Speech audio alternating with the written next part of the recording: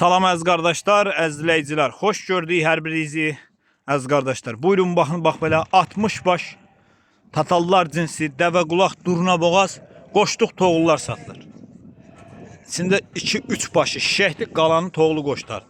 Bax heyvanları belə tam ətraflı çəkəcəm bax. Da maşallah olsun. Da elə belə şey deyil də. Gedənə baxın. Bax çox adam bunu bəyənəcək. Bax belə çox içində. Deyə onun yandaşı. Nə qədər istəsəz var. 50 baş heyvan əziz qardaşlar. 50 baş qoşduq toğullar. Kimə neçə baş lazımsa əlaqə saxlasın. Gəlsin, yıxsın, aparsın. Bir dənə, 2 dənə, 3 dənə. Qoynunuzun içinə atmağa qoşduq toğullar. Bunlara baxın. Maşallah olsun. Hamısı elə belə şey deyil. Çilastar, dəvə qulaq. Görürsünüz də nədir bunlar.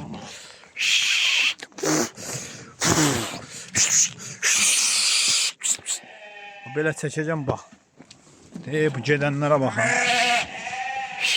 Kimə neçə baş lazımdır, gəlsin, yıxsın, aparsın. Boşluq toğullar. Gedənlərə baxın. Görürsünüz də nədir bunlar. Bax.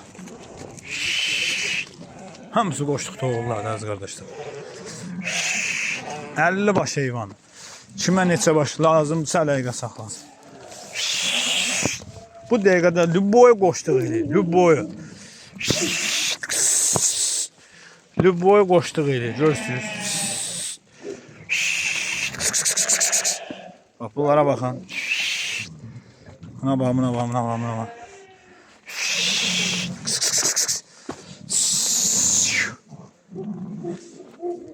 Kim istəsə əlaqə saxlasın, gəlsin, yıxsın, aparsın.